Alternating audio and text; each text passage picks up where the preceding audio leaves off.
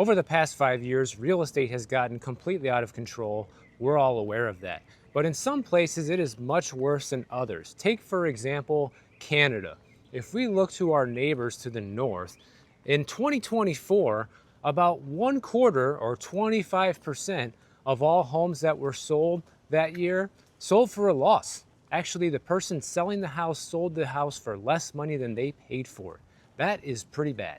And this situation is actually amplified in the Toronto area. There is some new data out from TerraNet, which is Ontario's statutory land registry agency, and they found out that 25% of properties bought in 2022 and sold in 2024 suffered a loss in value. The median loss was $45,000, and in the Toronto region, it was around $56,000. And to show you just how bad this is and just how overvalued properties got in this area, traditionally, according to TerraNet, only 2 to 4% of properties in Ontario sell at a loss from their original purchase price. And already back in 2022, they started seeing the warning signs when 9.5% of properties bought and sold lost money that year. And then it just continued to skyrocket from there, as you can see on this chart, bringing us to present day. But if you think losing $45,000 or $56,000 is bad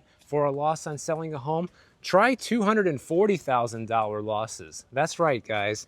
In Muskoka, wherever that is, I don't know where that is, but that's a place in Canada. The median losses in this area for high-end cottages was $240,000. Can you imagine losing that much on a home sale? And the region of Canada that actually saw the highest percentage of losses is a place called Dufferin County, where there's only 66,000 people population, but about 30% of homes that were sold there over the past year sold at a loss. And we're already starting to see similar things happen here in the United States. There are a lot of properties right now that are selling for a loss. I don't have any data on this, and I don't know what the percentages are, but I've already shown you several of them right here in Miami. Just the other day, I showed you an example of a house that I walked right past that sold for a loss. That was purchased in 2022 and just sold earlier this year for like a $250,000 loss. And in Dufferin County, Canada, where they've seen the most losses, you can see that in January of 2022, the average home price sold there was almost $1.1 million. Fast forward to today of January 2025, it is $890,000, guys. So a lot of people think, well, you buy these properties and you can never lose money, right? You just never lose. You're always going to buy and sell at a profit.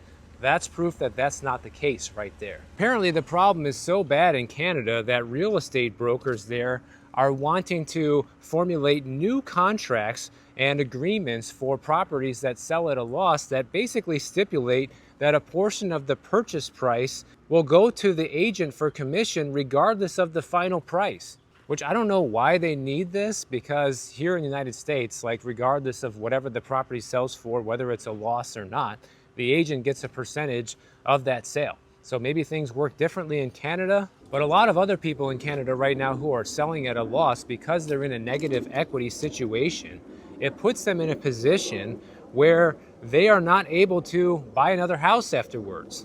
The problem is you don't qualify. You sell the house at a loss, you have no money left over. And so what do? They move back in with mom and dad. And the problem is so many people are still delusional. Sellers across Canada and the United States still believe that somehow their property is worth what it was 3 years ago at the height of the market in 2022, guys. And people are finding out the hard way every single day now that that's not the case any longer. And also a lot of real estate agents get screwed over during this process too, because the seller wants to list the property at a certain amount, and reluctantly a real estate agent will take that listing, list it at that price, and surprise, surprise, it won't sell.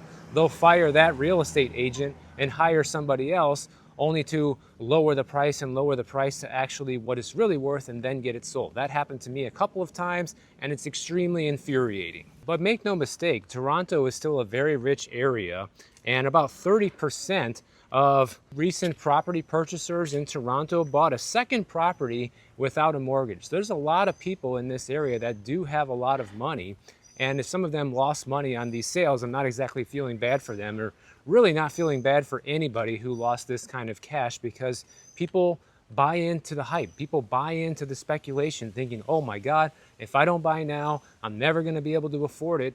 And now you're in a situation where because you bought when you did, now you're losing your shirt. And you know who else is going through this similar situation right now? Millennials here in the United States, okay? Because so many millennials bought into this hype and bought homes during the pandemic with that same mentality, the FOMO mentality of if I don't do it now, I'll never be able to buy. Well, guess what? Many of them are also already selling their homes. And can you guess why? Let's take a look at this. A lot of current millennial sellers are selling their home because they say they regretted the decision to buy to begin with. And a lot of these reasons for regretting their purchase are changing life circumstances, economic pressures, and a mismatch between expectations and reality. And what do you know it? They're selling their home. In defense of millennials, a lot of them were first-time home buyers during this time frame, which is all the more reason of why you should have been more careful, because it's just like having your first kid or having your first anything, right? Going on a first date. Like, you should be extra vigilant, extra careful doing something you've never done before, especially when a lot of money is involved, don't you think? Now, some of this sell-off is fueled by the end of remote work for so many. A lot of people have been called back to the office and are being forced to sell their home because they can no longer live that far away from the office. But 86% of millennials who are selling their homes said they made mistakes in terms of buying their home during the pandemic, according to a first-time seller report by Open Door.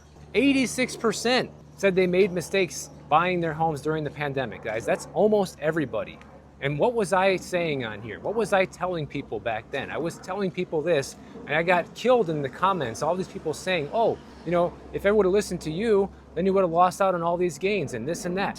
Well, a lot of these gains are being reversed. And even if your gains aren't being reversed, I'll tell you what's still going up is your property taxes and your insurance and the maintenance costs for your home. That's definitely still going up. And I tried to warn people against this when I started speaking out against this problem back in early 2022. But the market was in peak frenzy mode back then, and a lot of people just don't want to hear it. You know, they just want to go with what they think is the right thing to do and forget about what everybody else says. And I don't blame you. You know, I probably wouldn't listen to a guy just walking through the neighborhood that seems to be homeless on YouTube either. But if you really listen to what I'm saying, you kind of get the idea that I've seen a thing or two in my life. In a separate survey that came out from Real Estate Witch in February of 2025, they found out that 56% of people who bought homes after 2020 have experienced buyer's remorse, and nearly 1/3 say their home purchase negatively impacted their finances, due in part to escalating costs for taxes, insurance, and repairs. What did I just say? What do we always talk about here on the channel? What is the number one reason why people are selling their homes? It's because they can't afford those expenses anymore. Homeowners are now paying on average $24,000 per year on top of their mortgage costs. Everything that's in addition to your monthly interest and principal payment on your mortgage, on average, people are paying an additional $24,000 a year, guys. $24,000 a year is like paying $2,000 a month in rent. And another big mistake that a lot of millennials made during this time frame, besides jumping in and believing the FOMO, was also thinking that the remote work situation was going to be permanent, which it ended up being temporary for many. The Open Door survey found that 23% of millennial sellers cited the end of remote work as a key reason for moving. So fast forward to today, what are these millennial sellers going to do next? Well, 64% of them don't plan to buy again immediately, which is smart. Some of them are returning to rentals, others are moving into shared living arrangements, or simply waiting for better market conditions. And because of the way everything is shaping up in our world and the way people think in general, is home buying is no longer looked at, well, I'm going to buy a home and I'm just going to have this forever home. It's more looked at as a smart or bad financial decision in the moment. And so a lot of people made a bad financial decision 3-4 years ago and are now reversing that decision now by selling and hoping to make a better decision in the future. But the timing isn't great for a lot of these millennials, because now is not the greatest time to sell in terms of the speed of the market. A lot of markets are very stale right now, and homes are starting to pile up on the market. price reduction after price reduction and still not selling. If they're one of the lucky ones that bought in the Midwest or the Northeast and is deciding to reverse their decision and sell, then they might get lucky and actually turn a profit. And if you want to see some real world examples of what's going on right now with sellers cutting prices, well, let's take a look at this one right here. This person bought his first home in May of 2020, another pandemic home buyer, in Cache County, Utah. And the housing market was red hot back then over there. And 5 years forward, now the market is ice cold. Surprise, surprise. He paid $386,000 for this 3,900 square foot brand new home. And now he wants to sell the property and move to a bigger house in Salt Lake City. But selling the property has been tough. Who would have thought? The market there has completely flipped and home buyer demand has dried up. The home was on the market for 72 days before he just got an offer a few days ago here in April. He had to drop his asking price by about $66,000 to encourage buyers to make an offer. And he couldn't just give up because he needed to sell, because the money from this sale would go towards paying for his next home. And that's why I tell people, like, most sellers have to get with the reality. Most sellers need to sell their home. It's not like around here, like you see a lot of these houses asking insane prices, guys, and these homes sit on the market for 2-3 years. People who are doing that can obviously afford that type of big financial mistake. But for the average regular person, they can't. And when they put their home on the market for sale, they mean business and they need to sell it for one reason or another. It's usually divorce, a job, a kid, moving to a new home. These are the top reasons people have to sell. It's not a choice, it needs to happen. And he thought that it was going to take some time to sell the property, but he didn't think it was going to take as long as it actually did. And he even got to the point where not only did he have to lower the price by $66,000, but he also had to include a $10,000 concession that the buyer could use at their own discretion, whether it was for closing costs or whatever. So the offer that came in was $540,000, which was $75,000 less than what he first listed for. So he's still making a profit. He bought for $386,000 and now he's selling for $540,000. He's not like these people in Canada that are losing their shirt on the sale. He's still walking away with a profit, but sellers are starting to get blindsided with the reality of just how much value their home has lost just in the past couple of years. And this is why I keep telling home buyers, things are moving into your favor. Is it still a great time to buy? No. I mean, you're buying a house that sold for, $170,000 less just 5 years ago. Does that feel like a deal? Absolutely not. But it's better than paying $75,000 more at what the original asking price was. So it's going to take time for things to revert back to where they should be, but it is happening. And right away, all the real estate people are celebrating because the contract signings in the US rose 6.1% in March, up from the previous month, according to the National Association of Realtors. And a lot of people are saying, well, this must mean that the market's coming back. No, this is just a seasonal uptick that we see every single year. Of course, sales are going to be higher in March than they were in February, and they may even be even higher in April and May, because this happens every single year through every single real estate cycle. We even saw it happen when we were in the middle of the worst housing crash of our lifetimes back between 2008 and 2012. Even then, in the spring markets, the uptick in home sales happened, and even the median home prices ticked up a little bit before dropping back down again once the fall and winter months hit. So no matter how bad the market gets, you are going to see this uptick in sales, and you are going to see an uptick in home prices during this time of year in general. History and data shows us that's what happens. But meanwhile, pending home sales were forecasted to increase by 1% in March, but it actually was down 0.6% in March. So people are still more optimistic on the housing market than it really is. And so basically we've landed in this situation where the median asking price for a home in March was 9% higher than the level at which median home prices eventually sold for, according to Redfin. So most sellers are still 10% over what it should be at, which is not too bad. I mean, in some places they're just asking way too much, obviously. But if you're a seller right now and you only need to sell for 10% less than what you have it listed for right now, and you're still gonna make a profit, do it. Make that profit. I told a story similar to this the other day where one of my viewers here in Florida just recently sold their townhouse and had to lower the price quite a bit in order to get it sold. But guess what? They got it sold. And now they're going to be able to buy a new house in cash with the proceeds. So yeah, they're getting less than they originally thought they would, but they're still coming out ahead in life, guys. That's the whole point here. Oftentimes, too many sellers are too stubborn or too greedy or both to let go and just sell the property for what it's really worth and move on with their lives. And then it ends up costing them more in the end. I've seen it personally, and I see it all the time in my videos when I walk past a house. Like, it's just everywhere. And check this out. As of April 19th of 2025, there were 30% more homes for sale in America than that same week 1 year ago, guys. So inventory is up a whopping 30% from just 1 year ago. That is incredible.